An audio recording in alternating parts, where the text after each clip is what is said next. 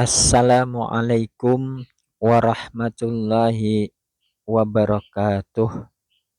Allahumma shalli wa sallim ala sayyidina Muhammad wa ala alihi wa sahbihi. Bagian yang ke-12. Al-ilmu haqiqiyyu huwallazi ya'riful insanu bihi nafsahu wa rabbahu. Bermula ilmu yang sebenarnya adalah mengenal oleh manusia akan dirinya dan Tuhannya. Di dalam hal mengenal diri, kita akan mengetahui bahwasanya diri kita ini adalah daripada Tuhan atau dari zat Tuhan kita yang ahad. Terkait mengenal Tuhan kemudian adalah mengenali Tuhan kita yang ahad. Di dalam bab martabat 7 adalah bagian yang pertama, yaitu bagian ahadiyah. Di dalam mengenal diri secara garis besarnya bahwasanya diri kita ini ada terbagi kepada dua, yaitu diri jasmani dan diri rohani. Itu secara garis besarnya di dalam hal mengenal diri. Kemudian ditingkatkan lagi yaitu dengan mengenal asal kejadian diri. Asal daripada diri jasmani dan diri rohani kemarin sudah kita kupas, yaitu berasal daripada Nur Muhammad. Dan Nur Muhammad ini dari zat. Nah, kemarin pembahasan kita martabat 7 tentang bagian yang wahdah ini, atau kita katakan kemarin Nur Muhammad. Wahdah itu artinya kesatuan. Jadi kesatuan daripada semesta alam atau yang wujud ini, termasuk roh juga, roh dan jasad itu adalah Nur Muhammad. Kemarin saya katakan wahdah itu ahadiyah, wahdah itu ada yang mengatakan Nur zat, ada yang mengatakan Nur Muhammad, ada yang mengatakan hakikat Muhammadiyah. Kita mengambil kemarin yang Nur Muhammad.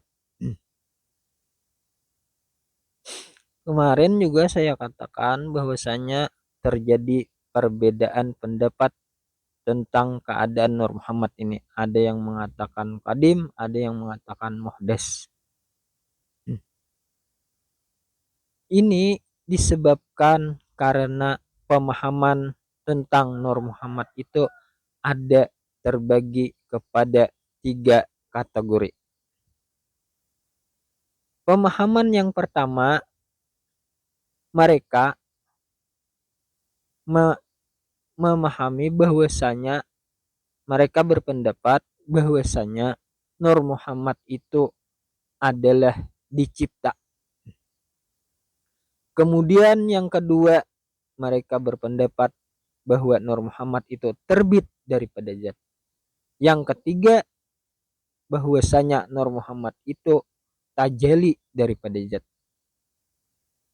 Yang pertama itu yang kedua itu khas atau khawas, yang ketiga khawasul khawas.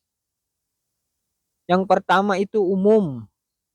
Kalau gambaran umum, seandainya tempat, saya gambarkan tempat umum itu seperti pasar, seperti terminal, seperti taman bermain, dan lain-lain. Ini biasanya orangnya banyak. Adapun tempat khusus, saya gambarkan atau perumpamakan itu seperti rumah. Dan ini tidak begitu banyak, hanya seputar keluarga. Ada lagi yang khusus daripada yang khusus, tempat itu saya perumpamakan adalah kamar. Kalau kamar adik, yang ada di kamar itu adik. Kalau kamar kakak, yang ada di kamar itu kakak. Kalau kamar nenek, yang ada di kamar itu adalah nenek. Jadi itulah yang menjadikan perbedaan bahwasanya Nur Muhammad itu ada yang mengatakan muhdas, ada yang mengatakan kadim. Kemudian contoh permisalan daripada yang yang dicipta, yaitu laksana si tukang kayu dengan hasil karyanya. Seumpama dia membuat meja. Meja ini hasil karya atau ciptaan si tukang kayu. Di sini selama-lamanya si meja tetap meja, tukang kayu tetap tukang kayu. Tidak ada hubungan yang erat. Hubungannya hanyalah asar, bekas bekas hasil karya daripada tukang kayu. Disebut dengan ciptaan atau makhluknya. Ini perumpamaan yang dicipta. Kemudian perumpamaan yang terbit. Ini laksana, Nur Muhammad itu laksana cahaya dan zat itu laksana matahari. Jadi matahari dengan cahayanya. Zat yang ahad itu matahari, Nur Muhammad itu cahayanya. Makanya ada di dalam kitab keterangan, daripada saking nyatanya tajalli Allah, maksudnya kepada Nur Muhammad itu, maka terdinding ia oleh wujudnya sendiri, oleh tajallinya sendiri. Daripada saking nyatanya, makanya yang kita lihat pada kenyataannya matahari itu hanya cahaya melulu, padahal dia ada sejatinya. Yang mana sejatinya? Yang bundar itu, yang bulat itu sejatinya zat matahari. Namun yang kita lihat hanyalah cahayanya. Dia terdinding oleh wujudnya sendiri, oleh tajalinya sendiri, oleh cahayanya sendiri. Maka cahayanya ini dinyatakan, atau Nur Muhammad ini dinyatakan kedudukannya adalah sifat. Kalau kita, sifat itu adalah rupa diri kita. Jadi ini kalau dinyatakan terbit, ini terhubung, terhubung, terhubung. Lebih dekat pemahamannya dari yang pertama tadi, dari yang dicipta. Jadi lebih dekat yang ini. Tapi ada yang lebih dekat lagi. Yang satunya yaitu pemahaman tajalli.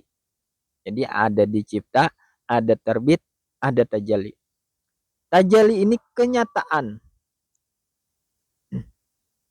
Bernyata dia di sana.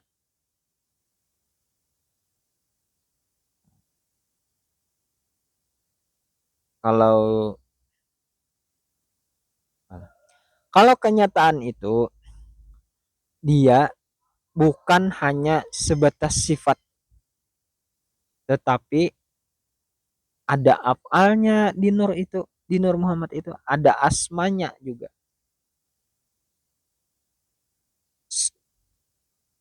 Secara mujmal, menyeluruh, bukan sebatas sifat.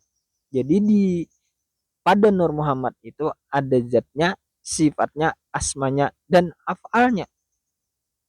Allah itu atau zat itu bernyata kepada Nur Muhammad. Jadi Nur Muhammad itu kalau kita katakan, kalau zat itu namanya diri, jadi yang dimaksud dengan diri Tuhan itu tadi ialah Nur Muhammad. Jadi Nur Muhammad itu adalah, nah ini yang terlebih rahasia.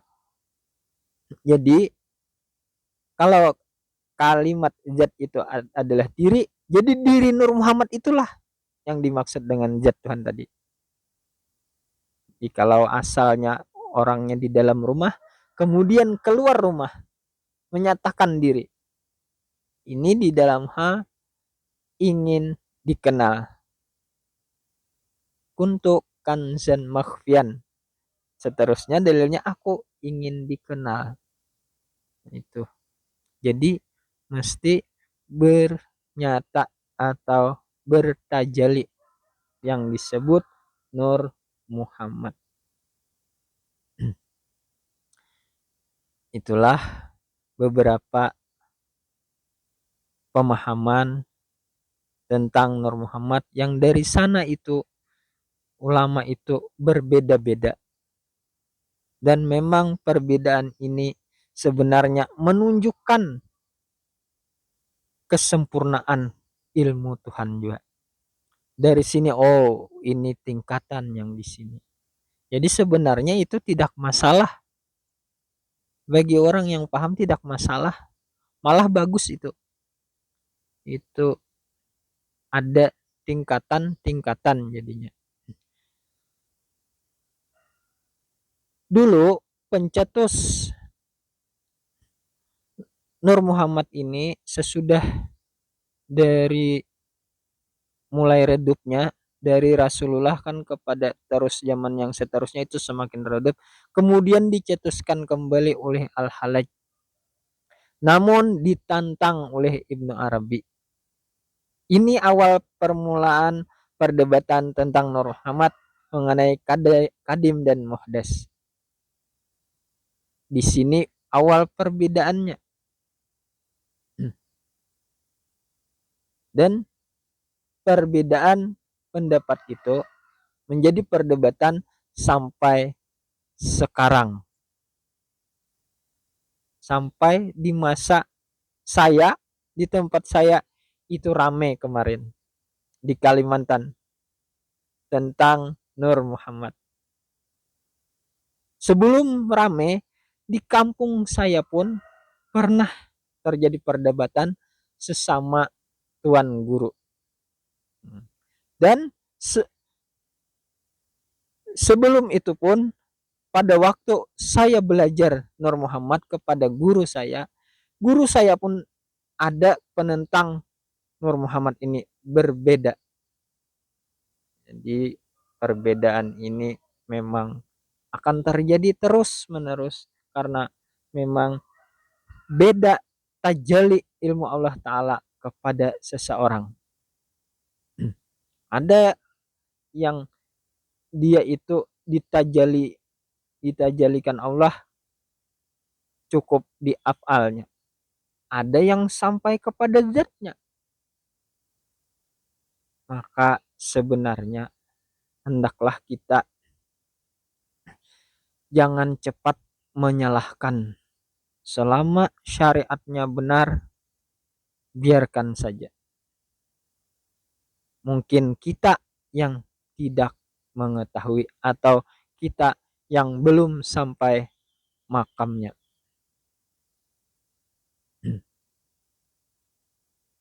Ini tentang Nur Muhammad, tentang ta'yin awal, tentang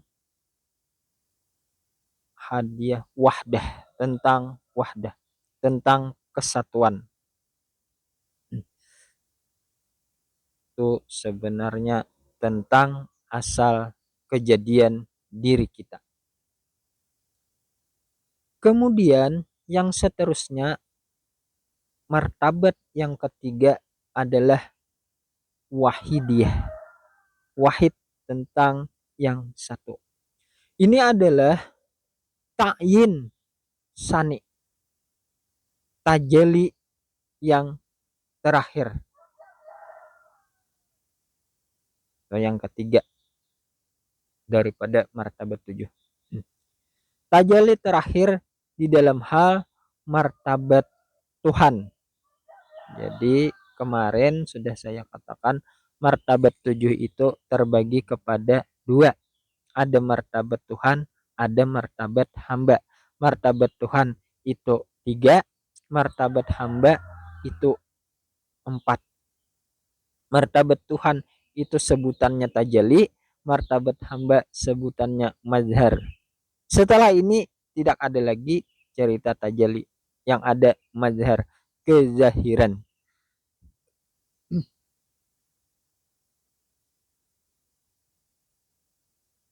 Ini masuk di dalam kategori ruh, wujud diri rohani. Ahadiyah itu zat yang asa, wahdah itu Nur Muhammad, wahidiyah itu adalah ruh. Jadi roh ini adalah tajalli akhir dalam kedudukan ketuhanan. Nyata Tuhan yang terakhir dalam kedudukan, sekali lagi dalam kedudukan ketuhanan. Sesudah ini bukan lagi ketuhanan, namun kehambaan. Ini saya tekankan supaya jangan sampai nanti tiada kedudukan. Kalau tiada kedudukan, nanti di dalam mengenal diri adalah Tuhan. Oh, ini Tuhan. Nah, ini yang bisa membawa kepada perbuatan yang salah pada nantinya. Berawal dari tiada memakai kedudukan Tuhan dan kedudukan hamba. Bagaimana itu maksudnya? Yang salahnya karena dia, oh ini Tuhan, oh tidak perlu lagi salat, oh tidak terikat dengan aturan pun tidak mengapa, ini orangnya. Nah, itu yang salahnya nantinya. Itu yang Jabariyah masuknya. Jadi yang tidak ada pembagian tentang kedudukan hamba dan Tuhan. Yang menjadi hamba di diri kita itu adalah jasmani. Kalau mengenal diri kan dua, diri jasmani dan diri rohani. Jadi yang menjadi Tuhannya adalah diri rohani. Sebagaimana hal ini pernah kita kupas dalam pengkajian makrifat dasar, yaitu sifat 20. Di dalam sifat 20 yang menjadi Tuhan bagi diri kita itu kemarin adalah diri ruhani yang bersumber dari zat wa nafakhtu fihi mir ruhi, yang dia itu adalah hembusan atau tiupan daripada ruh Tuhan, daripada Tuhan. Kemarin saya katakan di sana itu sifat ini kupasan mubtadi, tetapi kalau kupasan muntahi yang ini kedudukannya bukan sifat tetapi asma. Yang masuk ranah sifat kalau urutan zat sesudah zat yang sifat itu ya Nur Muhammad. Jadi roh ini asma. Namun asma dia tetap masuk di dalam kategori ketuhanan. Hanya af'al nanti yang masuk di dalam kategori kehambaan. Jadi nanti sesudah ini alam ruh, alam misal, alam ajsam, alam insan itu mengupas tentang kezahiran akan insan diri kita menurut versi ilmu ma'rifat. Tetapi kalau versi ilmu tasawuf adalah tentang kezahiran insanul kamil mukamil, diri Rasulullah Shallallahu Alaihi Wasallam, diri Nabi kita. Jadi ada dua kupasannya nanti. Tapi untuk sementara ini kita kupasannya tentang diri kita atau insan diri kita.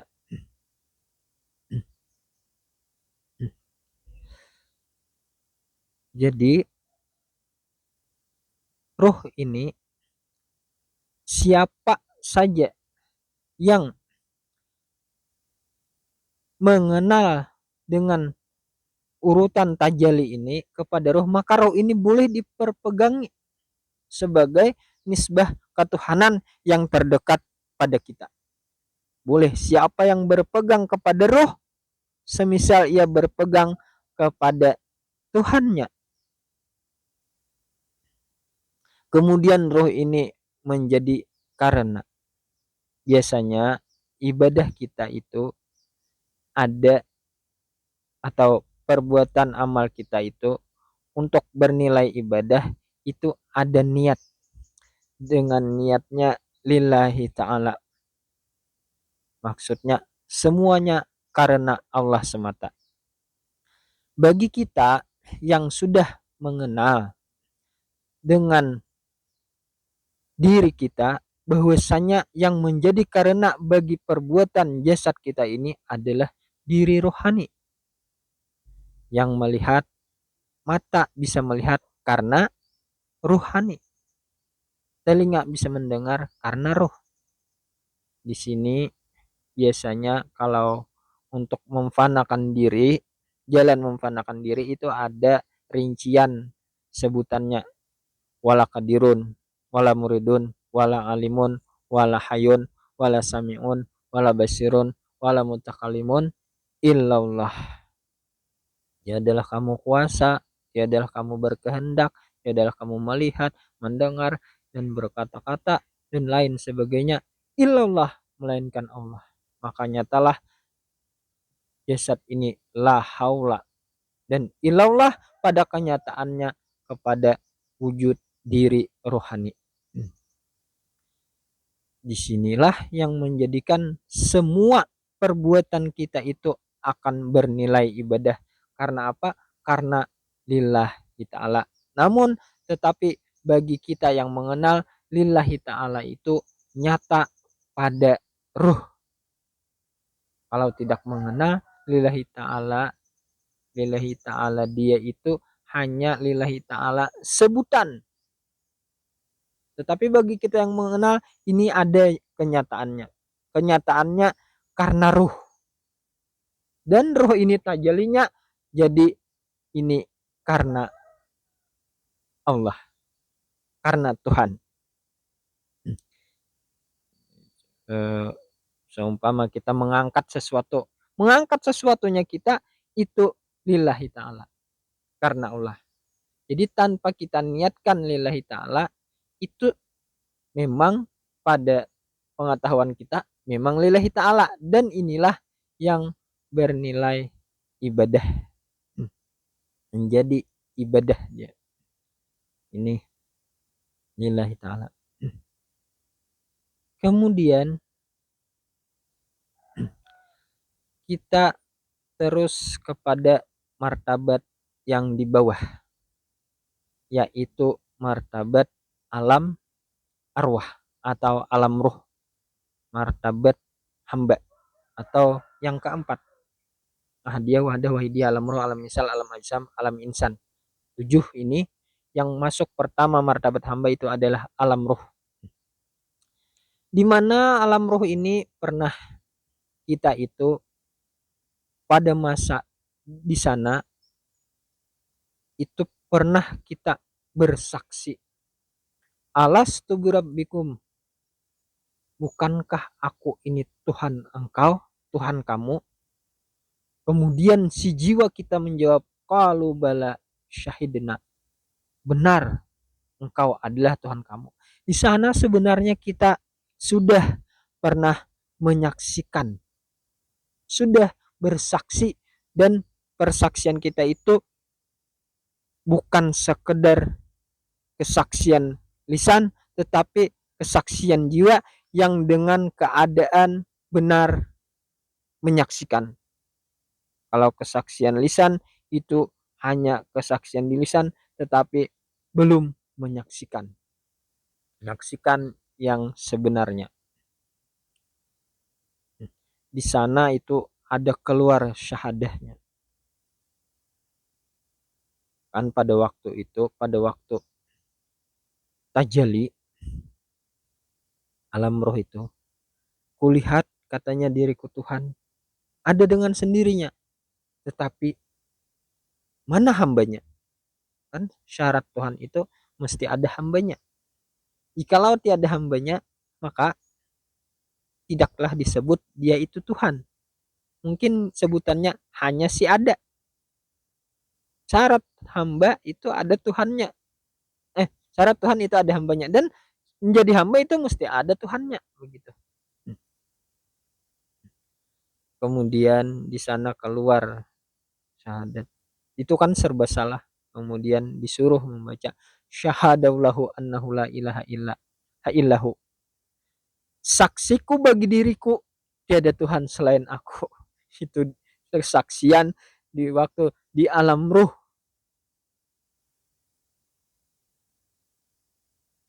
Itu la ilaha illallahnya. Kalau Muhammadur Rasulullahnya nanti. Jadi kesaksian di sana ada menyaksikan diri, hanya diri sendiri. Saksiku bagi diriku.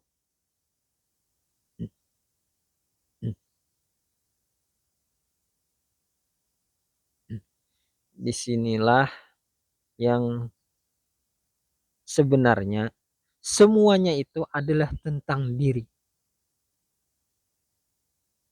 Tentang diri kita. Jadi kalau kita mau masuk di dalam ranah ahlul kasyaf, ahlul kasyaf itu metodenya adalah meninggalkan nama. Yang terpenting yang punya nama. Allah nama. Muhammad nama. Insan nama.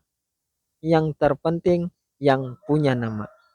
Yang punya nama inilah yang tiada huruf, tiada suara, yang sebenarnya yaitu orangnya. Apa sebutannya?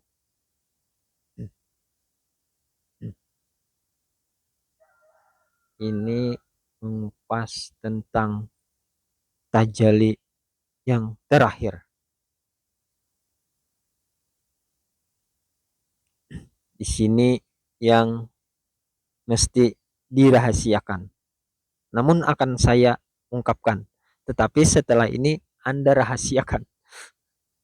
Akan saya ungkapkan namun menjadi rahasia.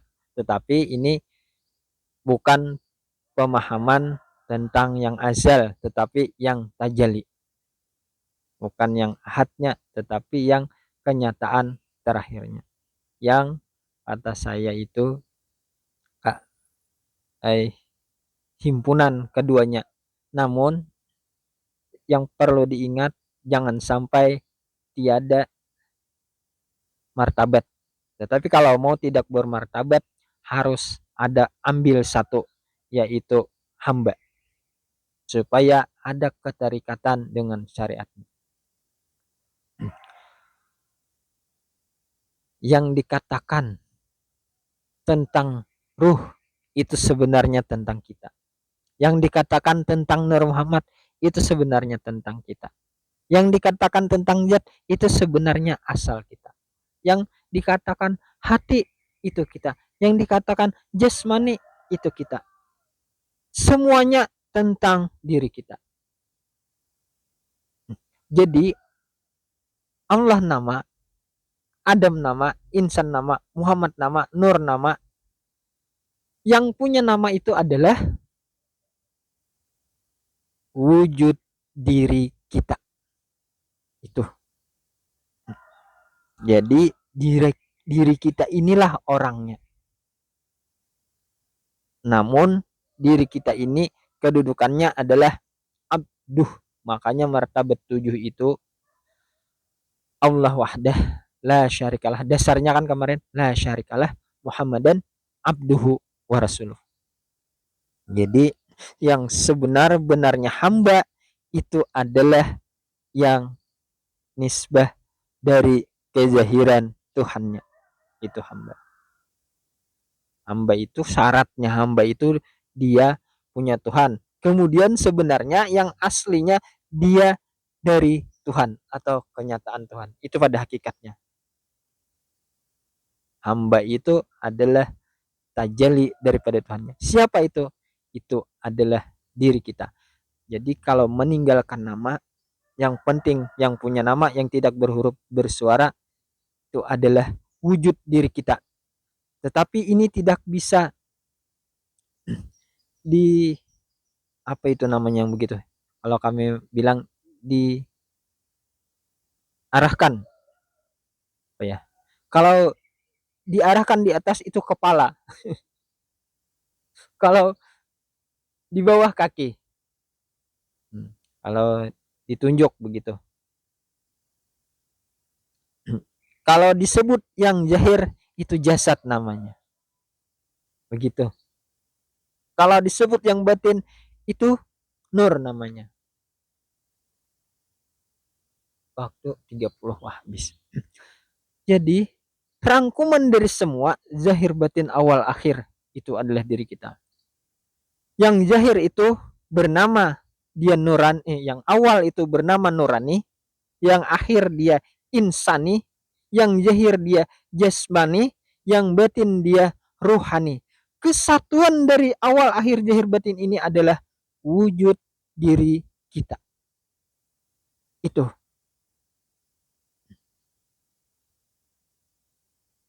Ini saya kemarin dulu ngambilnya sama guru ini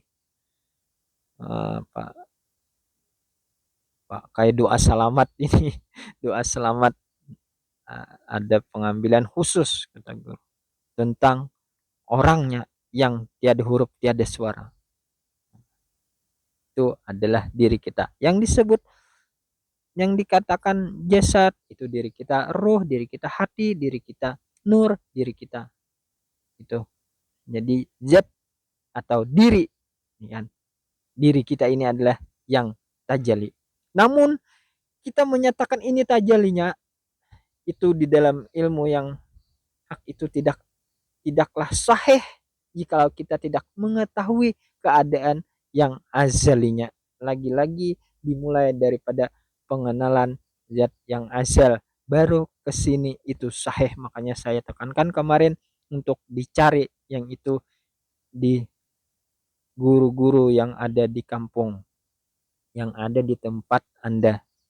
Bukan saya pelit, namun ini memang sesuatu yang tidak boleh dibuka di umum. Jadi memang ada rahasia yang harus dirahasiakan begitu. Tidak bisa dibuka nanti bisa menjadi salah paham. Demikian wallahu a'lam bishawab. Salah hilap mohon maaf. Billahi taufik wal hidayah. Assalamualaikum warahmatullahi wabarakatuh. Allahumma shalli wa sallim ala sayyidina Muhammad wa ala alihi wa sahbihi